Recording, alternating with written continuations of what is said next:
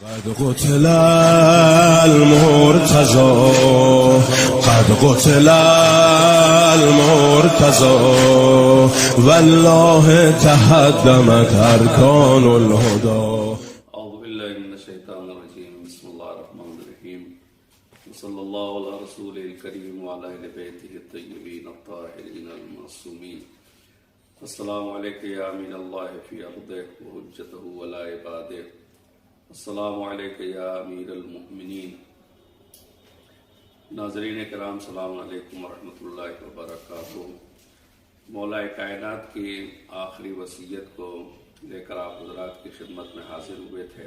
آج تیسرے اور آخری قسط میں مولا کائنات کی وصیت کے آخری حصوں کو آپ کے سامنے پیش کرنے کا شرف حاصل کر رہے ہیں، اس امید کے ساتھ کہ خداوند عالم ہم سب کو مولا متقیان حضرت علی ابن ابی طالب علیہ السلام کے فرمودات اور ارشادات اور ہدایات اور وصایا پر عمل کی توفیق عطا فرمائے. مولا کائنات احکام اور آپسی تعلقات برقرار رکھنے کے سلسلے میں مزید تاکید فرماتے ہوئے ارشاد فرماتے ہیں: نماز نماز نماز.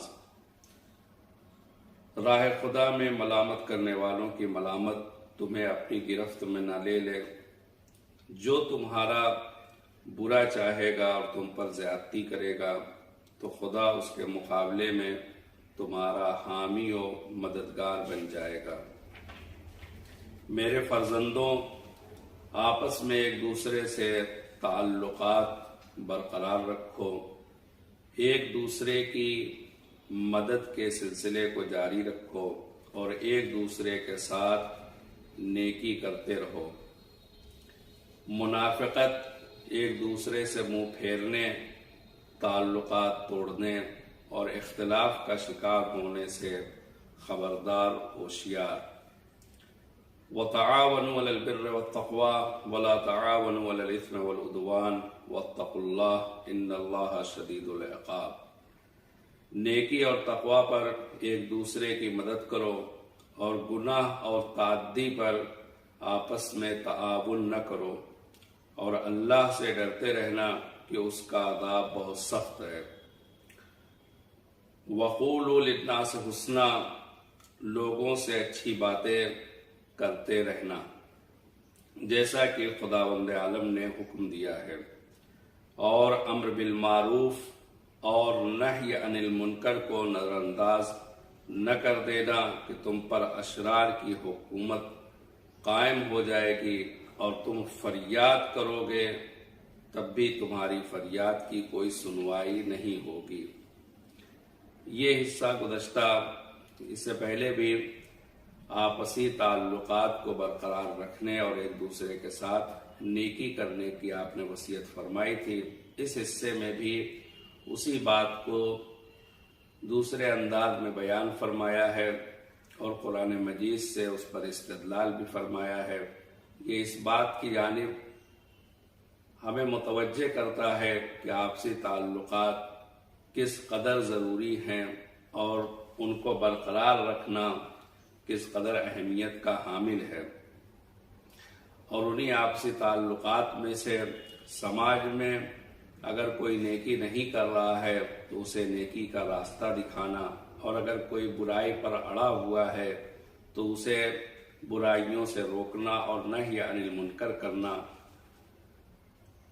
لازم اور ضروری اور واجب ہے. اور پروردگار عالم کی جانب سے ایک ایسا فریضہ ہے جس کے 3 مرحلے بیان کیے گئے ہیں کہ اگر کسی کو امر بالمعروف کرنا ہو یا نہی عن المنکر کرنا ہو تو پہلے انسان اپنے رفتار و کردار سے، پھر اس کے بعد اپنی زبان سے، اور ضرورت پڑے تو پھر اپنی طاقت اور قوت کے ذریعے بھی اس عمل کو انجام دے، یعنی نیکی کا حکم دے اس طرح سے کہ وہ کرنے پہ مجبور ہو جائے، اور برائی سے اس طرح سے روکا جائے کہ وہ رکنے پر مجبور ہو جائے.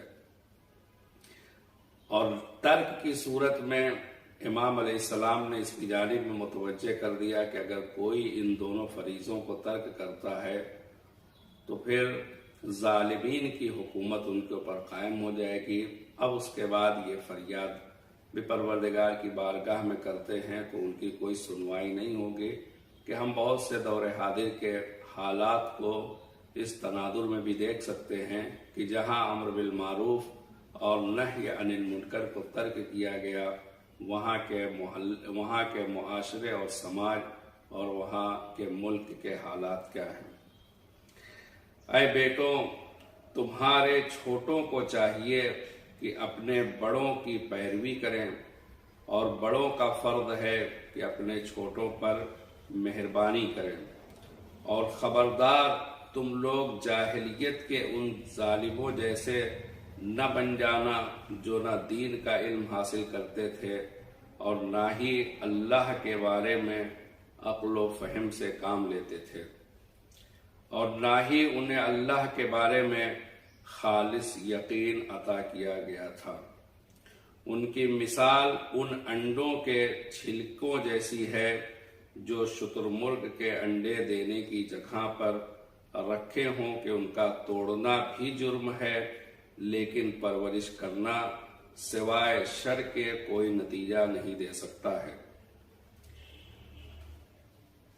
ہائے افسوس آل محمد کی نسل پر اس خلیفہ کی جانب سے ظلم و ستم پر جو جبار، نہایت سخت اور مغرور و سرکش ہوگا، میری اولاد اور ان کی اولاد کو قتل کرے گا۔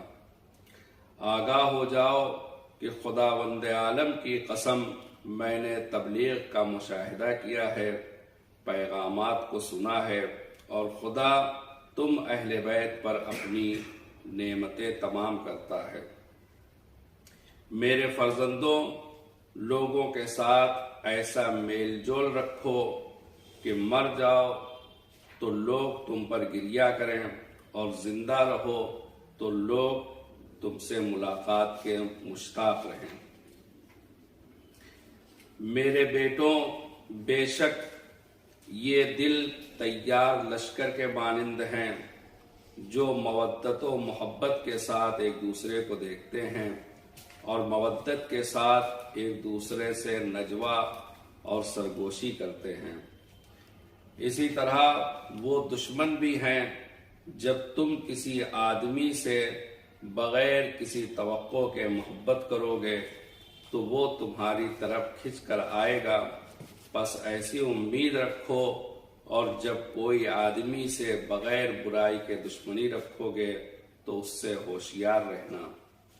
اے اولاد عبد المطلب، خبردار، میں یہ نہ دیکھوں کہ تم مسلمانوں کا خون بہانا شروع کر دو صرف اس نعرے پر کہ امیر المومنین مارے گئے، امیر المومنین مارے گئے۔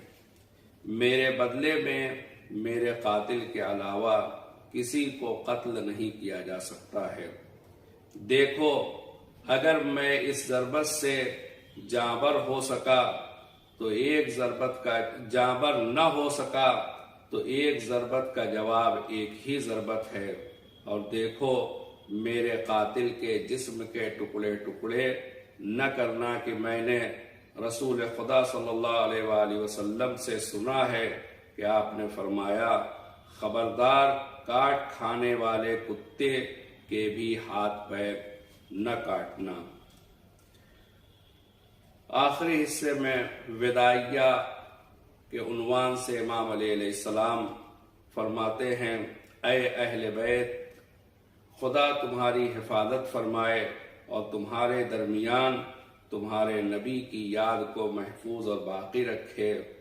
میں تم سب کو اللہ کے سپرد کرتا ہوں اور تم پر درود و سلام بھیجتا ہوں، اور تم پر اللہ کی رحمتیں اور برکتیں ہوں۔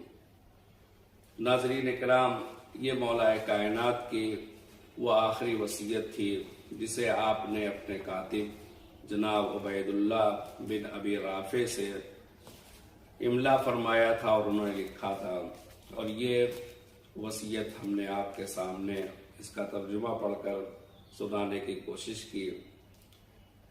یوں تو وصیت کے ایک ایک فقرے اس قابل ہیں کہ انسان اس پر رک کر گفتگو کرے اور اس سے حاصل ہونے والے سبق اور پیغامات کو عام کرے، لیکن قلت وقت اور فرصت نہ ہونے کے سبب اس سے زیادہ آپ حضرات کی خدمت میں پیش کرنے کا شرف حاصل نہ ہو سکا۔ امید ہے کہ مولا کائنات حضرت علی علیہ السلام کی ان وصیتوں پر ہم سب کو عمل کرنے کی توفیق بارگاہ پروردگار سے عطا ہو، اور اس دعا کے ساتھ آپ حضرات سے وداع اور رخصت ہوتے ہیں کہ انشاءاللہ خداوند عالم ہم سب کو اس بات کی توفیق عطا فرمائے گا کہ ہم مولا کائنات کے ارشادات اور فرمودات پر عمل کر کے آپ حضرات آپ کے واقعی شیعوں میں قرار پائیں، دنیا میں آپ حضرات کی زیارت ہمارے نصیب ہو، اور آخرت میں خداوند عالم اپنے اذن سے ان حضرات کو ہمارا شفیع قرار دے۔ والسلام علیکم ورحمۃ اللہ وبرکاتہ۔